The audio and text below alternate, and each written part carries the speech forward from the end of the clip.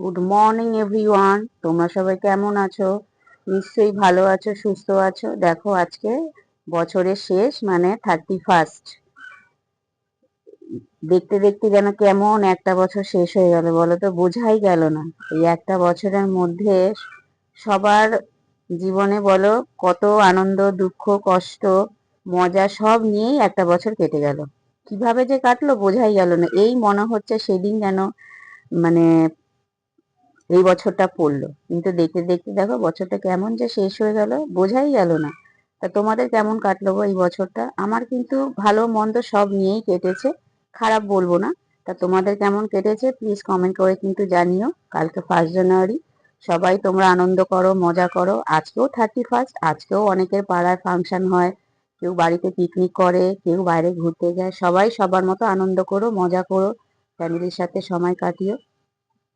দেখো কালকে যেহেতু 30 তারিখ ছিল, তা সেই জন্য সকালবেলা কি করলাম দেখলেই তো। সকালবেলা একটু মনে হলো একটু চাউমিন করব, তা চাউমিন করে নিয়ে ছেলেকে দিলাম খেতে। ছেলের জানো তো আগের দিন কোচিংয়ে গিয়ে পাটায় কিভাবে চোট লাগিয়ে এসেছে। তা যাই হোক, পাটা একটু ফুলেছিল, তা বরফ দিতে ভলিনি দিতে মোটামুটি ঠিক হয়েছে।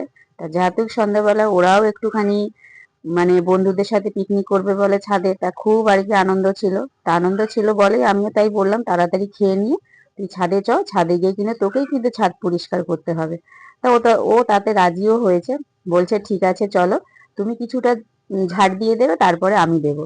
তা পাটা তো একটু খোঁড়াচ্ছিল, ওই খোঁড়া পাই আমি বলেছি কি করবি, কেন ওকেও তো শিখতে হবে। কেন কিছু কিছু কাজ পারে আর কিছু কিছু ইচ্ছা করে পারলেও করতে চায় না, দেখেছো তো। তা সেই জন্য আমিও বললাম তুই একটু ঝাড় দে। তার শুকনো ঝাঁটি ও দিয়েছে, অনেকটাই ঝাড় দিয়েছে। ঝাড় দিয়েও আবার বলছি বলে আমার দিকে তাকিয়ে আবার বলছি আমি তো ঝাড় দিচ্ছি। তা যাই হোক, ও ঝাড় দেওয়ার পর জল দিয়ে ঝাড়টা আমি দিয়ে দিয়েছি, কেন ওকে আর জল দিয়ে দিতে দিইনি।